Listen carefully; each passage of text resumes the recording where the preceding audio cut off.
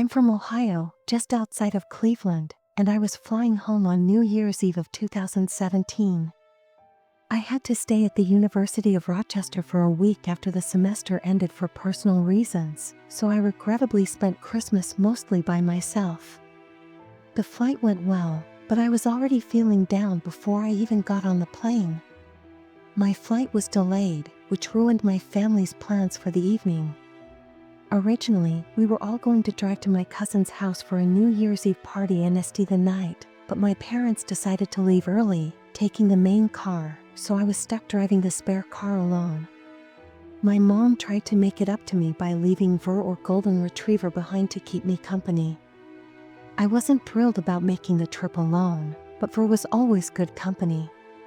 The Browns lost their final game of the regular season, and I was at the airport, and as a lifelong fan, it was a unique kind of misery. By the time my Uber dropped me off at the airport, it was getting close to 10 o'clock, so I decided to make the most of it. I didn't even bother unpacking, I just jammed all my stuff in the car cover, locked up the house, and got on the road. The drive itself wasn't anything special, just miles of Ohio back roads winding through empty fields and patches of forest. There wasn't much snow on the grounds, just a light dusting, which was nice since I hated driving in the snow. It was pitch black dark, though the only light came from my headlights and the occasional farmhouse with its porch light glowing faintly in the distance. About halfway into the trip, Vera started whining at first. I thought she just wanted attention, but then she stood up pacing in the passenger seat. That's when I realized she needed to go to the bathroom. I groaned, knowing there wasn't much else I could do but pull over. The next clearing I came across was small, barely enough space for the car, but it would have to do. I remember noting to myself how dark it really was out there. If not for the patches of white snow here and there, I probably wouldn't have been able to see. I stuffed my hands in my pockets and did my best not to freeze when I entered the woods, but I didn't seem to mind the cold or the darkness. Classic Golden Retriever, I let her out, not even bothering to leash her. She sniffed around the edge of the trees, taking her sweet time. She didn't wander far, just enough to do her business, and that's when I heard it. All of a sudden, a loud crashing sound echoed from somewhere in the woods. It wasn't just a branch breaking, it was heavier and deliberate, like someone or something was moving through the trees. I literally jumped from how loud it was. Imagine a grown man sprinting through the forest. That's genuinely what it sounded like. I scanned the darkness, squinting to make out anything, but it was too dark to see beyond the first few trees before I could react. 6 bolted directly into the woods. It was some worst nightmare type stuff, I'm telling you. She disappeared into the trees and I lost of her in mere seconds. I yelled her name over and over, but she didn't come back. At that point my heart was racing and it started getting hard to breathe. The cold didn't help matters. I couldn't leave her out there. That wasn't an option. Without thinking, I ran into the woods, blindly yelling for her to come back. I didn't want to think about what she was chasing after, so I just ran, letting the adrenaline take over. The only light to aid me was my dim phone flashlight and the thin layer of snow on the ground. It was so dark, I was practically running into the trees. I kept running, praying I'd find her before she caught up to whatever was in there. I ran until my lungs gave out from the cold, forcing me to take a break. After nearly falling over from exhaustion, I leaned up against a tree and felt myself about to break down. I honestly didn't know what to do, and then finally I saw her. She was crouched low and shivering, walking slowly toward me. Her tail was tucked between her legs. I had never seen her like that before, so I dropped my knees and embraced her. Then, I realized how serious the situation was. We were still in the middle of the woods, and something was still out there. I told Vera to follow me this time, and she obeyed, sticking by my side as if her life depended on it. As if things weren't bad enough, I almost jumped out of my skin when I heard crashing from behind me. I didn't think. I just started running. 6 darted ahead of me, and I followed her, praying I didn't trip. The crashing sound didn't stop this time, and it seemed to be following us. I can't even describe how terrified I felt at the moment. I truly thought I was going to die by some miracle. VR led me straight back to the car, and I practically threw her inside before slamming the door shut. As I was jumping in the driver's seat, I looked back towards the woods, and my stomach dropped. I saw 3 figures watching us from the edge of the woods, so I jammed the keys in the ignition and fled. I didn't stop, didn't even slow down, and wasn't shocked until I drove a few miles before I noticed that Ver was bleeding. I became terrified when I realized that someone had stabbed her, and I slammed on the brakes and ran around the car to the trunk. My mom always kept a first aid kit in every car, and for once her insistence on being overly prepared paid off. I cleaned the ice cut as best I could and wrapped it in gauze. She whimpered and I worried that I was hurting her, but I knew I was doing the right thing. For the first time since the whole sequence had started, I felt myself begin to relax.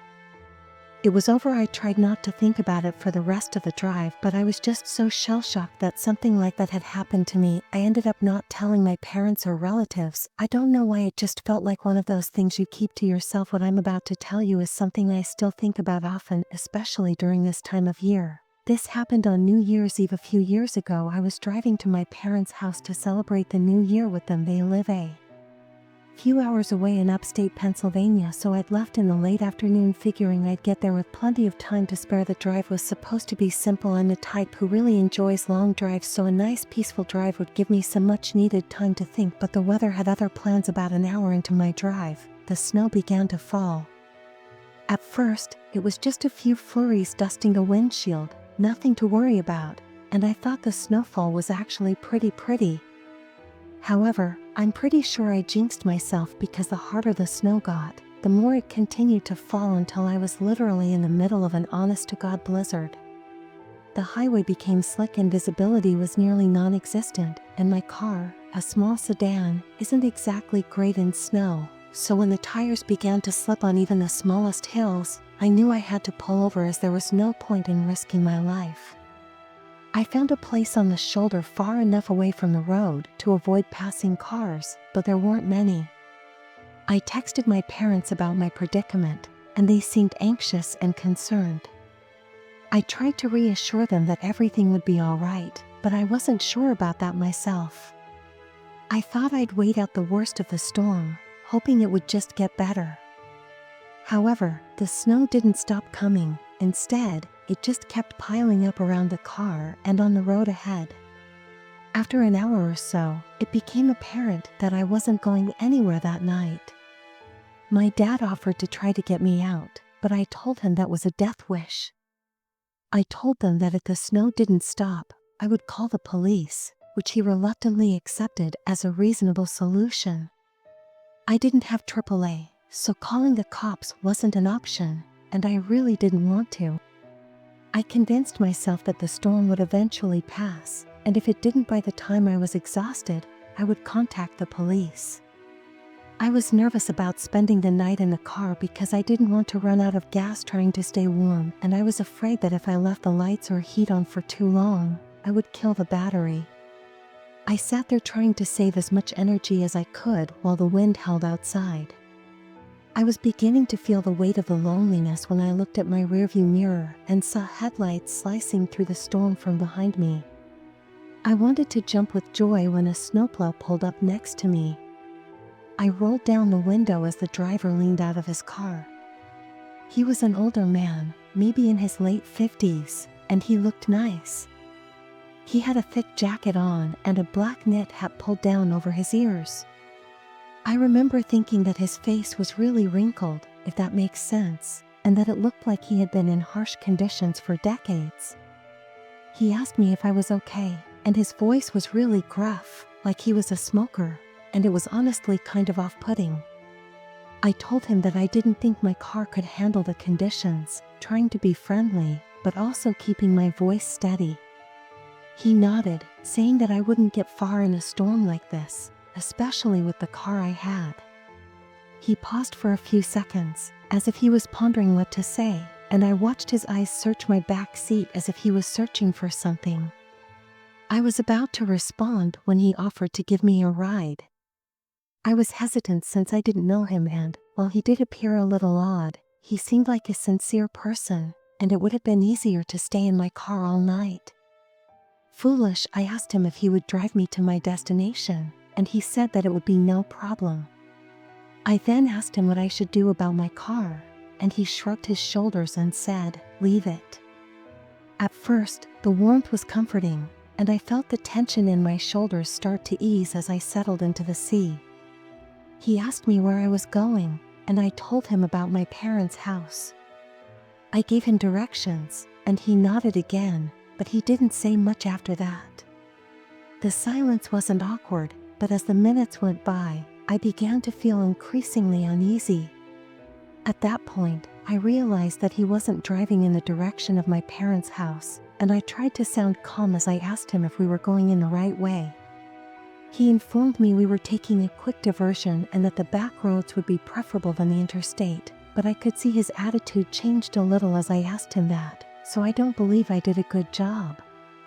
I didn't know the area well enough to argue, but something about the way he said it made my stomach twist. We drove a little longer and he did in fact get off the highway and start driving along some back road. At least the GPS said we were heading in the right direction. So I thought I was just being paranoid. Something in my gut was still telling me he was off though, so I started looking around the cab more closely. There were red flags everywhere, empty liquor bottles rolled on the floor near his feet. There were torn up maps stuffed into the side pockets, and I caught a glimpse of a knife wedged between the seats. I felt my heart start pounding. You know that feeling where your heart just starts beating like crazy and you're worried other people can hear it? That's what was happening to me by that time. I was also positive we weren't going the right way. The GPS kept recalibrating because he missed turn after turn. Not even looking at it, I was panicking. As we continued driving, I spotted a house in the distance. It was the only one I'd seen for miles. I had to act. It felt like a lifeline. I took a deep breath,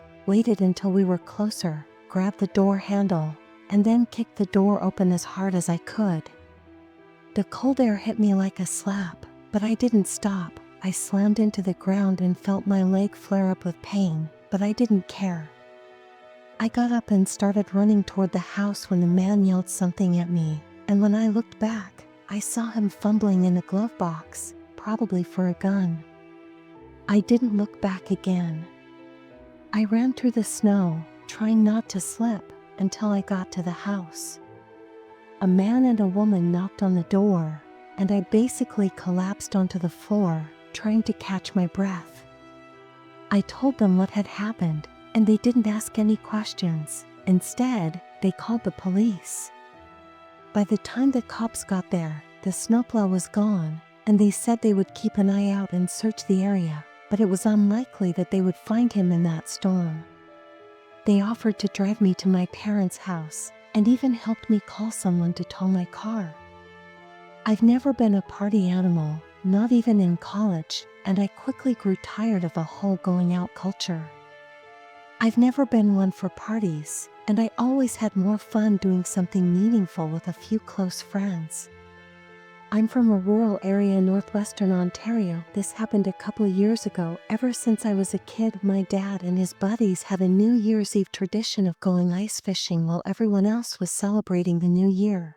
However they celebrated, my mom wasn't really in the picture and we didn't have much extended family, so I grew up spending New Year's Eve on a frozen lake in the frigid cold with my dad, his brother, my brother, and my dad's friends. My dad isn't around anymore and my brother moved to Chicago a number of years ago, but I still try and go ice fishing as much as possible, especially as a way to celebrate New Year's Eve. I'm not really sure why, I just feel like I have some kind of obligation to keep the tradition going. My two best friends, Nate and Trevor, are pretty rugged guys themselves. You know the type, those burly lumberjack-looking dudes that seem more in touch with wilderness than society. That's honestly how I describe myself too. Anyway, the three of us tried to keep the tradition alive as best we could, which was great because spending New Year's Eve alone would be depressing as hell. Nate was the one driving that day. His truck was perfect for the job, big tires, four-wheel drive, and enough room in the back for all of our gear. We packed everything we needed: rods, tip-up spade, a sled to haul everything, and a small pop-up shelter to shield us from the worst of the cold. The forecast predicted a clear night, but in Ontario you never trust the weather reports entirely. We were prepared for anything. At least we thought we were. The lake we were heading to wasn't a well-known spot, and that's what we loved about it. It was tucked away, surrounded by thick trees, with a surface that stayed frozen solid even in the milder parts of winter. It wasn't a place you'd stumble across unless you knew exactly where to look. As Nate navigated the snowy back roads, the excitement started to build. There's something about the quiet stillness of ice fishing, just you Your friends and the promise of the catch definitely beats drinking beer after beer at some random bar. As we pulled up to park near the trailhead, I noticed someone standing nearby. He was a few yards away, bundled up in heavy winter gear, but something about him didn't feel right. He wasn't moving, just standing there staring at our truck. At first, I thought maybe he was just a fellow angler sizing us up. But then I saw him glance down at his phone, then back at us, then back at his phone again. For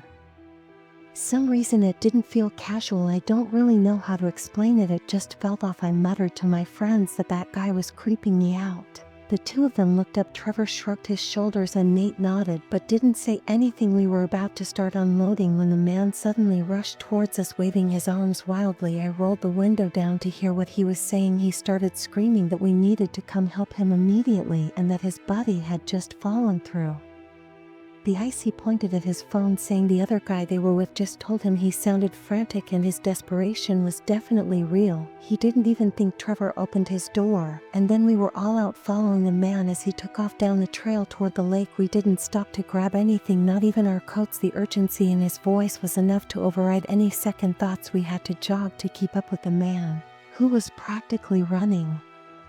As we approached the lake, I began to notice something wasn't quite right. Instead of taking us to the typical fishing spots, we were going to a more isolated area of the shoreline, away from the thickest ice. I was about to stop following, but before I could do so, two more men appeared in view. They weren't dressed for fishing, and they weren't moving. They were just waiting. I looked down at their hands, both of them, and my blood ran cold. One of them yelled at us to stop, and as we got closer, he raised his gun and pointed it directly at me. The emotion you get when someone holds a gun at you is beyond words, and I sincerely hope that no one ever has to go through what I went through that day. My heart fell when the man we were following turned to face us. We had been set up when the second guy requested Nate's keys and anything else we had on us. Since we had no other option, these people didn't seem to be playing around. He had a sneer on his face. The three of us emptied our pockets after Nate grabbed the truck keys from his pocket and tossed them to the man. I clenched my fists, wishing those guys weren't armed, because I would have taken them all on.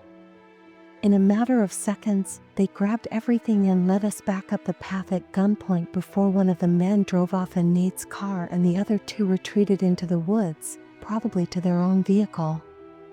I considered following them, but I decided that wouldn't be much help. We stood there for a moment, shivering, before Nate took out his phone.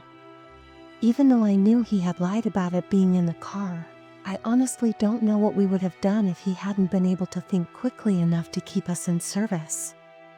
The operator instructed us to remain where we were, and we gathered together for warmth while we waited for aid to arrive. After he phoned the police and explained everything as best he could, I was still furious beyond belief.